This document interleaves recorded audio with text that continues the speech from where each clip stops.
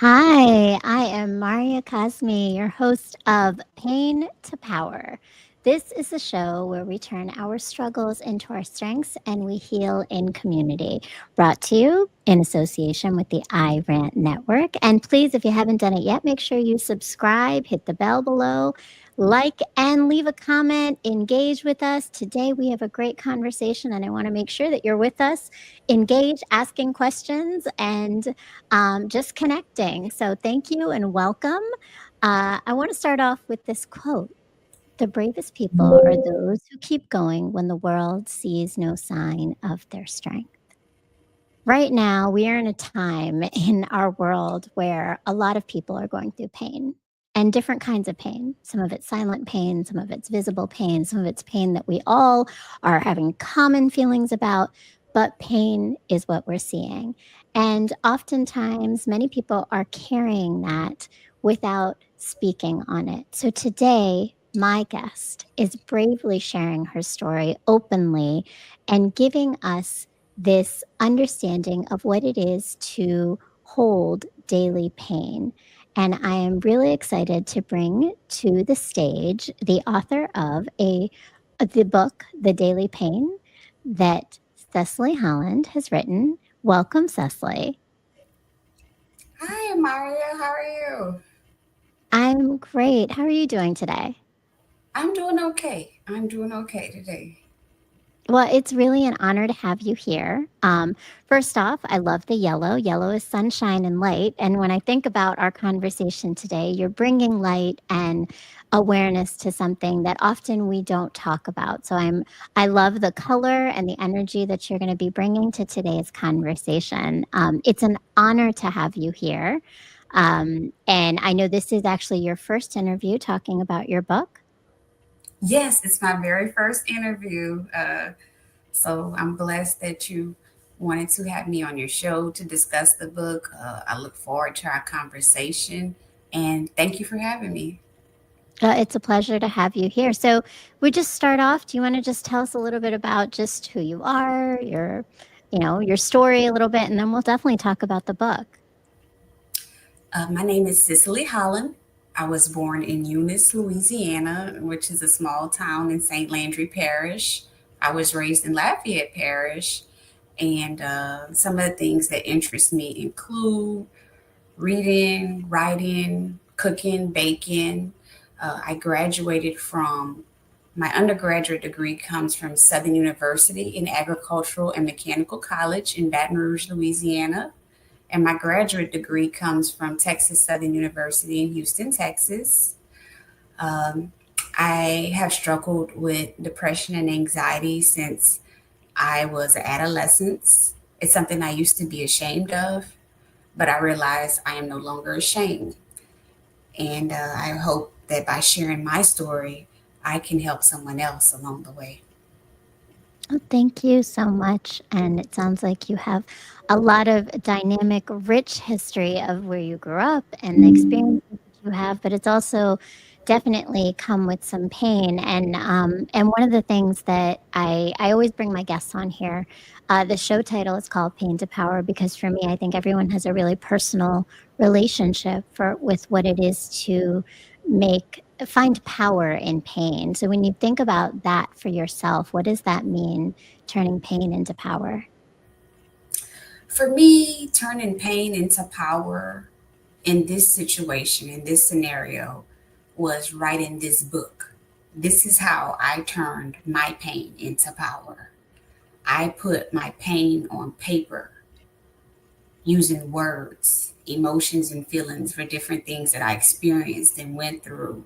And so I feel that's how I turned my pain into power, how I took my power back by writing and sharing my story with the world and letting other people know that it's okay if you're feeling a certain way. It's okay to go to a counselor or seek counseling for help.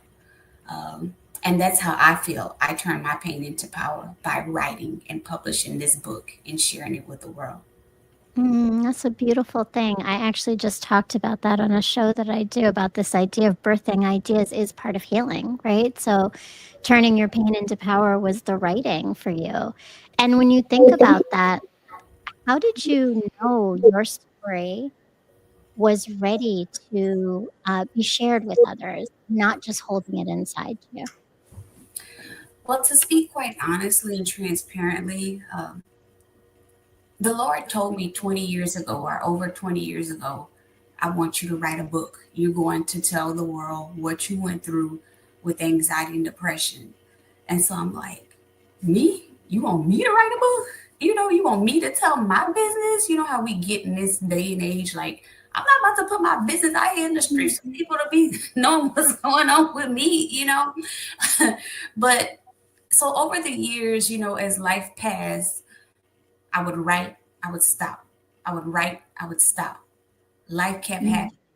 But it's like I would get these nudges, or some people say they hear the voice of God in different ways, whether it be loud or whispers. For me, I don't hear the voice of God loud. I hear the voice of God at like 2 or 3 o'clock in the morning when He's nudging me or waking me up because I can't sleep. That's when God wants to tell me something. Or sometimes you may see it through signs or mm, confirmation from things other people may tell you. But I say all this to say that I always knew I would write the book, but in January of 2024, this is when I finally got serious and said, okay, Lord, I'm ready to listen. I'm ready to follow your instructions. And I picked it up again. I was determined to finish it. I was like, I gotta finish it this year. I gotta finish it. And then April of 2024 came and my father passed. So after my father passed, I stopped.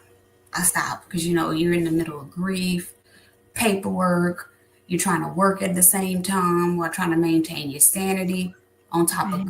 grieving. And finally, I said, you know what? I said, I need to finish this. I need to finish this for myself. I need to finish this for dad. I need to finish this for the world because just to speak transparently and honestly, I closed the coffin at my dad's funeral, like at the last viewing in the church. And I told myself, I said, Cicely, if you can close the coffin at the funeral of your own dad, you can finish this book. Mm, And I did it. you did it. Yeah. My condolences for your loss. Thank you. Um, and so it sounds like your father played a big role in your life and in this book. Is there some pieces about him inspiring this for you that you can share with us? Absolutely. When he met my mom married, my father and my mom married when I was 6. And in the book, I discuss how he was instrumental in helping my mom and I navigate the healthcare system. Him and my mother made sure I was able to get the resources that I needed, whether it was counseling, going to a doctor, um, or just making sure I'm okay. Like, he always made sure I was okay. And he took care of me, what a father is supposed to do. He was there, he listened, he cared, he was supportive. And those are some of the ways that he showed up. And as you know, when you read the book, I mention him quite often about how he was real instrumental in this battle of helping me navigate these challenges throughout the years. Him and my mother. I couldn't have did it without him, either one of them. Mm, that's really important, and I appreciate that because it sounds like then he also in his passing has motivated you, right, to take it to this next level as well, which is powerful. And that's it's a full circle, it sounds like, right? Um, It absolutely is full circle. Uh, I will say that since he's passed, I've always heard people say you're not the same, after losing a parent, or you change in so many different ways. And I really didn't know or learn that until after it happened to me. mm, I became a stronger, version of myself, a more powerful version of myself. So it's almost like this pain pushed me to birth this purpose, if this makes sense. Mm, absolutely. And I had to find an outlet. I had to find an artistic outlet to deal with this grief and find some way to honor myself, honor my mother and my father. And I said, that's it. I got to finish this book. And like I said, I started in January of 2024. Well, picked it up again. And it's just that dad didn't get to see the final copy because he passed in April of 2024. I'm sorry that he missed that. Me But too. again, you talk about your strength, and I want to talk about that because being stronger, you describe yourself as being unapologetically yourself in the book.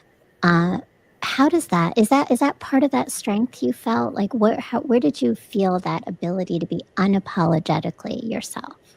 And what does that mean for you? I haven't always been this way. You know, in the book, I was quite frank about how I used to let people walk all over me, use me, take advantage of my kindness, uh, misuse me, maybe take advantage of me in different ways. But as you age, you begin to mature, or you would think age would bring about maturity, and you grow and you learn. Now, we're always constantly growing and learning, but I feel like I have done so much growing and learning and stretching the Mm. past year. I cannot begin to explain. So I feel like living my truth or being who I am unapologetically is how I'm honoring myself now. And Mm. to be quite frankly, you know, like either you like it or you don't. And that's not speaking from a rude or ugly standpoint, but I'm just saying I'm at the point in my life where I am who I am. And either you're going to love me and accept me for who I am or you're not. And that's okay too. You know, everybody is not for everybody, or everyone is not for everybody. No, they're not, right? But that's so much strength. I think for what you speak of as your story of how you used to show up before and what you allowed in the way people were treating you to be able to say I am me and I am standing up as me unapologetically is a lot of shift and strength in that. So I applaud you for that. That's Thank you. big. Thank you. Thank you. Thank you. And let me just say, I am a huge advocate for therapy, and I discuss that in the book as well about counseling and therapy because you can have family members, you can have friends, but at the end of the day, you want to pray to Jesus, but you also want to have an unbiased voice, unbiased license voice that you're able to Mhm. talk to about your emotions. And please note, I said license because some people think they're therapists and they're not therapists. They don't have a license. So, and I also talk about or discuss how sometimes you may prefer a particular sex. You may prefer a female therapist, a male therapist. You may prefer Caucasian, African American, Hindu, Mexican, Asian. I don't know. But you have to figure out and decide what works for you. And sometimes you may start with one doctor or therapist and you find they're not a good match for you, or they're not grasping your story as you would hope they would. And that's okay. That's nothing personal. But all you do is you find another therapist who works for you and who gets your story. Mm. Absolutely. It's such a personal decision. And I love that because it sounds like, in addition to you telling your story and being vulnerable and honest, you're also giving people practical tools to navigate their own journey of understanding anxiety and depression in this book. Absolutely. And that was my hope. My hope was that people would take this and realize it's okay to go and seek counseling or obtain counseling services, because so many of us are dealing with unresolved traumas, whether it's from our childhood, our dating history, our family history, whatever it may be. And you need to work through those traumas and heal. Heal. I cannot stress that enough. Heal. Absolutely. Heal, Set heal, heal. Yes, and set your boundaries. Like boundaries are really important Mhm. as well. Mhm.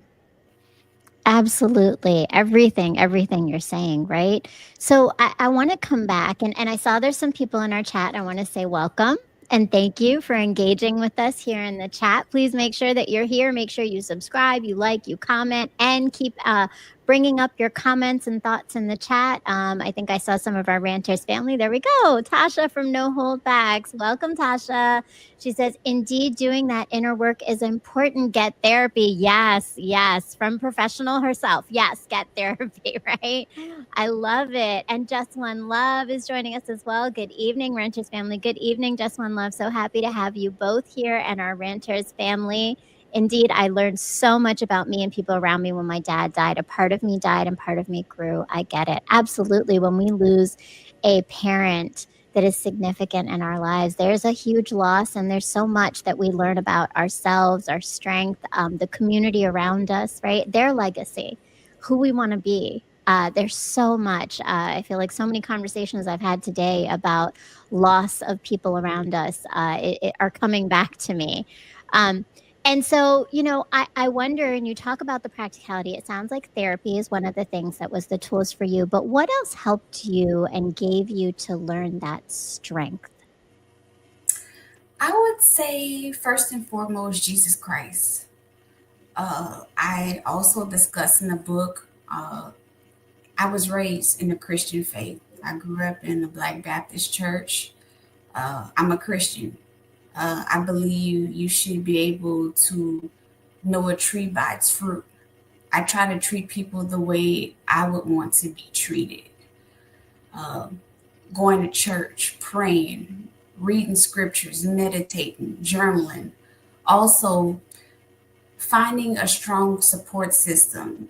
I was extremely blessed to have not one but two parents who were extremely supportive. I understand that's not the case for everybody. Sometimes your family may be come from people who are not your actual blood. And I Mhm. also was blessed with some extremely great friends. And I would not dare name names because I feel like if I started naming names, I would miss somebody. Oh, no. And when you do that, it's like you miss somebody. Yeah, It's like, oh my God, I forgot to say such and such names. right. And It's love to all who you know who you love, are. love to all. So yes, I would say having a strong Christian foundation, therapy, having a great support system, parents, excellent, excellent friends. And I was also blessed with some great supervisors, some great coworkers, and people who the Lord just plant strategically along my way or along my path in life. They have been a blessing. And sometimes you wonder, how did you know I would need this? How did you know, Lord, I would need this Mm. person in my life at that time period? But He just knows. He knows all. And it's just truly amazing. And, when I think about this process, Marya, to tell you the truth, just to show you how God is always working, this book was published the day after my birthday. I had nothing to do with that. I had no idea that this book would come out the day after my birthday. So I feel like Wow. that's the What biggest a birthday gift. present I gave to myself this year. Oh. That is the most powerful birthday present to have something that is so personal and so important and something you've worked on for so long to come to fruition and out there for everyone. So please make sure everyone here buy the book, The Daily Pain. It's all the links of where you can find it are below. You can find it on all major booksellers, Amazon. It's on oh, where's it? Barnes and Noble, right? We also have Walmart. There's quite a few places you can find it. Look up, find Cecily. Make sure you're following her. And yes, no, I love that, and I love this idea of when you know people are planted in your way, right, on purpose to guide you. So community is huge. Faith is really big for you, and it sounds like therapy was also definitely one of those things. So no holdbacks as a question: when you're going through your worst, the best people who really are there for you show up. Yes, obviously not a question, but a statement, and I love that. Yes, right? And it's funny because sometimes and I wonder, like, did you see this? Is that did you realize who the best people were for you? And maybe some of the people who weren't really looking out for you, you also realized as well. I think some people, like I have some childhood friends, friends from middle school, high school, college, people who were strategically planted in my life throughout the years.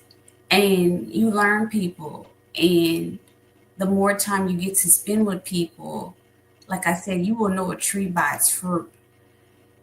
And these people really want the best for you. They care for you.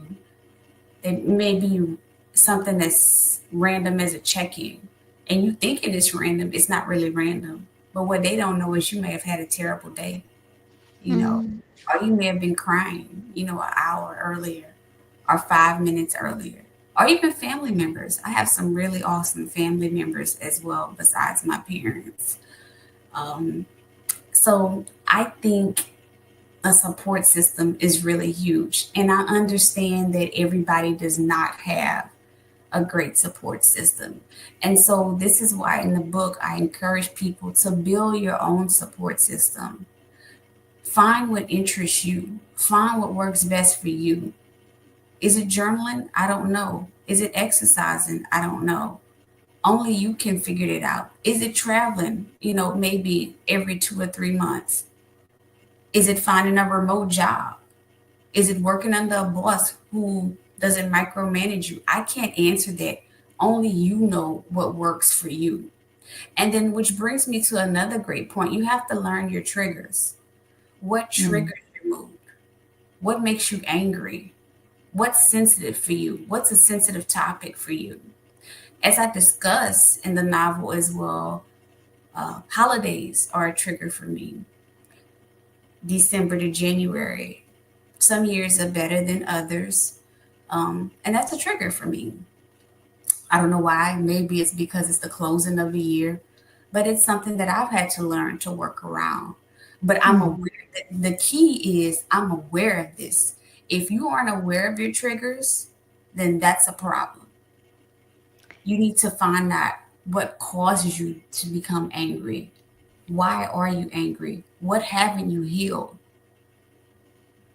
Absolutely. I mean, and I love this idea of digging deeper into understanding ourselves to be able to find that healing and really make the bigger impact in the healing. Sometimes we heal on the surface when we don't heal the really big patterns that are the root of it. And it just happens to be that I have a course where literally we're doing that. We're unpacking our patterns. So please join me, those of you who are looking for some of those answers and want some additional guidance in addition to Cicely's book, which is the Empowerment Unlocked course, which starts in January 22nd, and all the links and information are below and on my website. But I wanna kinda go deeper now into this because I think what you've done is you've laid out a lot of practical tips, but you also really speak honestly about what it is to experience depression, what it is to have what you speak of as the daily pain, right? And and I wonder, can you tell us more about some of those moments when that daily pain felt like hope was so far away and how it felt, but also how you've been able to move through it. It feels dark. Sometimes it can feel really dark. Or for my experience, may be completely different from the next person. But for me, it could be low energy, feeling sad, down, blue. Um, and honestly, sometimes people don't know what it takes for me to just show up in a day. I've always been told I have a really pretty smile or that I smile and laugh a lot. But sometimes I'm doing that, to avoid dealing with the pain I'm feeling on the inside. It's like a weight, a heaviness you feel inside of you. And you just want it to stop. You want it to stop. And it feels dark.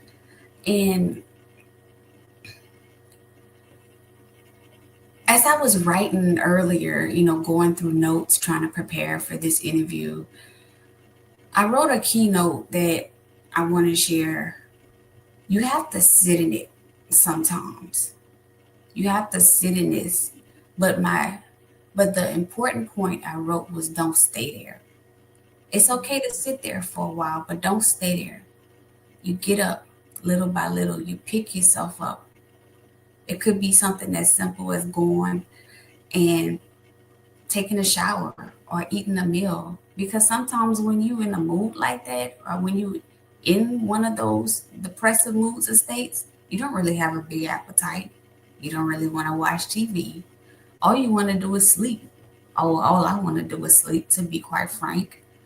Um, but I would say the biggest point is to don't stay there. Try to pull yourself out slowly from it. And that could be something as simple as getting up out the bed and putting on a new pair of pajamas, or Mm. going from the bedroom to the living room, or going from the living room to the garage, and from the garage to the vehicle and out the house. So, and let me just say this, people have no idea what it takes for someone to show up every single day. They have no idea what it takes for somebody to show up every single day, especially in this day and age of social media where we see the highlight reels of the Mhm.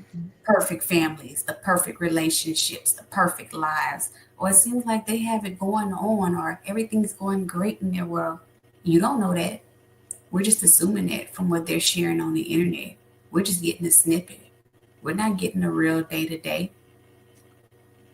Yeah. No, I mean, and again, it comes back to how you talk about this idea of the silent pain, right? Like it's nobody knows always what everyone's going through and how much it takes to show up. Just One Love says, agreed, have your pity party, sit on it, and then flush the crap and use that. I use that myself, but don't sit on it too long. Absolutely. Nothing can be sat on too long. And I love that you said that, right? So pitch yourself to just take one step, even if that step is as small as putting on something different or or getting out of bed and stepping into your kitchen, right? Like whatever that is. No Holdback says, also realizing that once you find your triggers, you learn some grounding techniques and understand that you will discover more, and that's okay. Absolutely, right? Once you know what your triggers are, you have the tools now or the awareness of what tools do you need to move through them.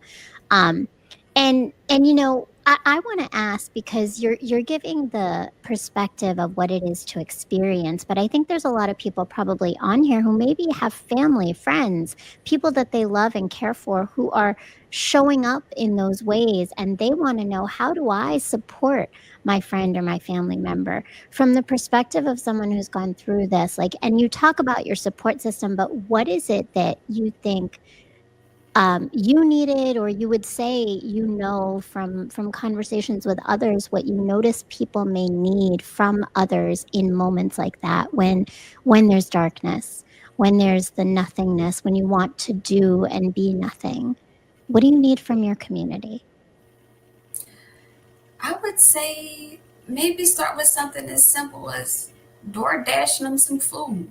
Maybe I'm being too simple, door dashing them some food, send them some food, pick up the phone and call them. Or if they're not answering the phone, send them a text message. Or you know what, if you're there for that person and you're sitting there with that person, just sit there with them in silence. Sometimes people don't need a speech about, well, if I was you, I would do da da da da, or you should do da da da da. People don't want to hear that all the time, especially if they feel like that. Sometimes the best thing you can do for somebody is just sit with them, or just be there for them by showing up. Just showing up, just your presence means so much. Now, I do Mm, understand sometimes we may push back, you know, and that's okay. I mean, but I would encourage the people who want genuinely want to show up, keep pushing, keep knocking, don't give up. Keep knocking and keep pushing until that person has no choice but to let you in. Because they see you're not going nowhere. You genuinely and truly, really do care for them and their well being. And eventually they may break down those walls a little bit, right? And Absolutely. I like this idea of DoorDash because I think sometimes, like, if you don't know what to say and you feel like you are being pushed away, I mean, nobody's pushing away food. Or No, I mean, they might be a little bit, nobody's pushing but away like, food. like mostly you'd be like, at some point I'm be hungry, right? like, Yeah, nobody's pushing away food. And so, like you you can't go know, wrong. I didn't say the no, wrong thing. I didn't offend you. I brought you food. and it may sound so simple, but it really is simple little things that people And I think it's a safe thing, but it's still a thing from love and care. And to your point, it shows genuine, genuine connection with someone. Like I really do want to be there for you. I don't know how, but here's something I can do. yes, And yes, that's what it sounds like you're saying, that people just need to know that there's someone there who's not giving up on them. yes, yes, yes. That's huge. That's huge. And you know, with your own mental health struggles and in writing this book and everything, how have you felt in your day to day life is as you've kind of, you know, moved through not carrying your struggles, but actually expressing them, right? Saying things, speaking on all of this. And you said writing was your healing, but tell me more about that part of this journey for you. Writing was very therapeutic for me. Actually, when I went back and reread what I went through, what I still deal with, it actually made me really sad. It made me really sad to know that I went through that and experienced that. But it also made me realize how strong I really am, that I was able to push past all of this and get the help I need, push past the depressive episodes, push past the anxious moments. So, writing was my tool, or very therapeutic, to get everything I experienced out on paper. And just to be quite honest, everybody keeps telling me, who I know who've read the book, they're like, "You're being so transparent." And I'm like, "Yeah, I am being transparent." Now, there is still, parts, that I scaled down on. Because some things are just too personal, to share in a book. But I was transparent for the most part, because I feel like if I wanted people to resonate with me or understand me, I feel like I had to give them me genuinely on the paper, Mm. which is what I Mhm. did. I wanted you to feel what I went through or what I was going through. And the only way I could do that was by being authentic to myself and being authentic to that paper that I'm writing, Mm. typing on. And so that is how I was able to push past this or try to make some sense of this in my world, if that makes sense. Yeah, I mean, I love that, and transparency is almost the healing part, is what it sounds like, right? It's the full authenticity of you without, and full doesn't always mean I expose every single scar and on me, right? Full means just I'm genuinely telling you this was hard. How hard, you get to decide to share, right? Yeah. Um, and so, I wonder for you, do you feel like in some ways this book is a little bit of a love letter to little Cicely? Yes, yes, there's so much, and I'm getting excited about this because there's so much conversation now about healing the inner child or healing the inner child. I don't know if you've heard this phrase. Absolutely, I talk about it all the time. Yes, And yes. I feel like I'm healing younger Cicely. This is like a healing letter to younger Cicely to let her know, yeah, you walked through all this, you've experienced all this, but look at you now. You're on the other side of this. But let me be clear, I still do struggle at times, but I'm not where I used to be. So that's why I want people to know that healing is possible, but you have to do the work. It won't come to you. You have to show up every day. You have to really want it for yourself. And it's hard. My God, I know it is hard. It is so, so hard when you feel Mhm. like nobody really cares or you feel really alone. But people really do care for you. They really do love you. They want you here. And you have to find, again, I will stress this again, the support system that works for you. Your Mhm. support system may not look like my support system, but that's okay. Whatever works for you, whatever keeps you going from day to day. And let me just also share this. I've had so many people who've confided in me that they had to go to counseling for different things, or they knew a family member or a friend who experienced maybe some anxiety or depression. So, by me sharing my story, is actually giving people, I feel, confidence to talk more about this topic because Mhm. I still feel like mental health is a taboo topic a little bit. I feel like Yeah. it's made some great strides over the past few years or the past few decades. Compared to 2000, absolutely. But is the conversation where it could be? Absolutely not. But I do believe we have made great strides in the discussion and the topics. But yes, to answer your question, this is absolutely healing the inner child and a love letter to little Cicely to let her know, look at everything you went through, but you're still here. You're Look, better now. You're stronger now. and I stronger, right? So powerful. So powerful. Like that. And that is, there really is so much in that when you are able to look back at your little self who didn't have power, who didn't have the ability to change the things around them that was hurting them, and to say, no, but I can do it now. I can take care of you now. absolutely. And you keep being able to do that for little Cicely when pain comes, because it does. To your point, right? Like, I don't think anything, healing is an evolution of constantly um, facing yourself and facing challenges over and over again, but learning from it. And to your point, never sitting in it, right? Constantly learning your tools so that you quicker and quicker can get out of it. So, to that point, like when you think about power now, and just over the time, right? What you saw power as a child, what you saw as a young adult, and now how you see it in your stage of being currently. How do you see power? And how have you defined or changed your definition of it? Power in regards to Just healing. your own power, your power.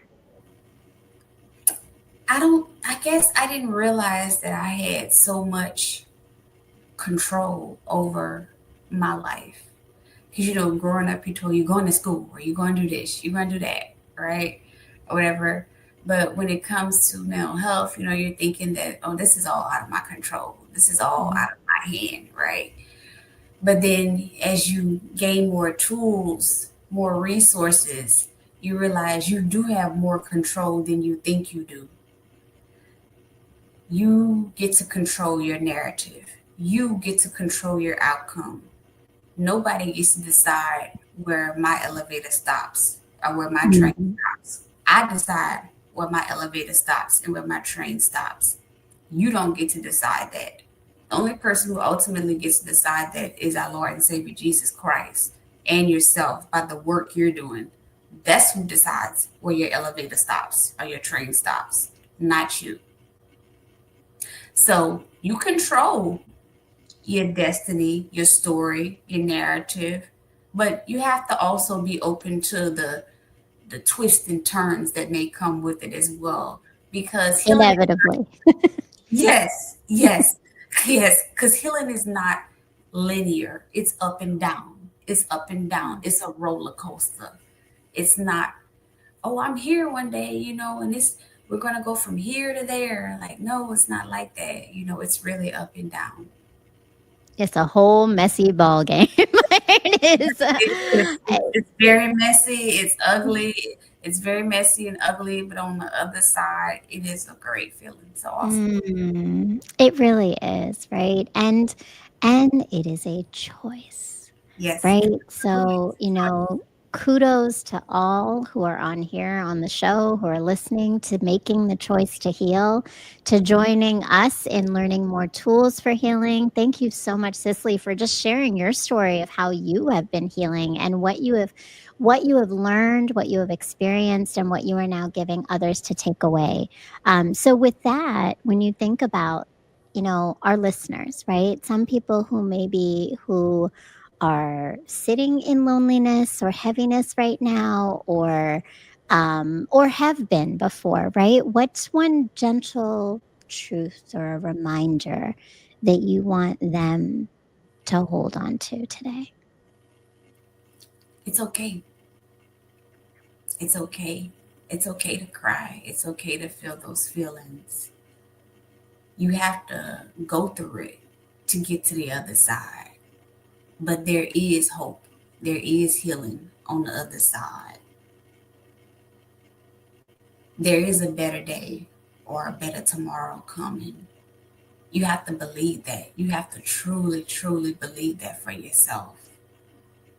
And as I said before, sit in it, sit in it, go through it, but don't stay there. Get up and get out of it slowly but surely. Pull yourself out of it. And I know it's hard. I know it's hard because I've been there. But I promise you, tomorrow the sun will shine again. That's beautiful. That's beautiful, right? It's okay. That's such a big permission to give us all, right? It's okay. It's okay to hurt. It's okay to feel darkness. It's okay to let yourself feel all the things, but also give yourself grace through that. Absolutely. And Grace. don't sit in it. Mhm. Don't sit there too long. Yeah. Find the community, right? There's so many great tools. And please go and pick up the Daily Pain so that you have the tools and the information, that you understand a little bit more of the story, to help you to hopefully get the words and the language you need to express your own, to face your own, to know and understand your own, and get your strength, because all of us have the ability to turn our pain into power when we choose to heal. Thank you so much, Cicely. This has been such a great conversation. I so appreciate everything that you're sharing. How do people follow you and continue to learn more about your journey, your work, all the things you're doing? People can follow me by going to Instagram. Instagram, follow me at Daily Pain Book CH. Daily Pain Book CH.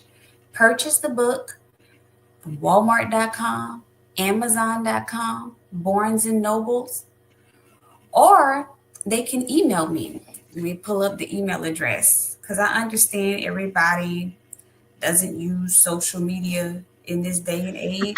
That's very true. A lot of people don't these days. Everyone's protesting it, I've realized, which is Yes, a great thing. We have so many other ways to be in contact. You don't have to use social media, but yes, definitely go and get the book. yes.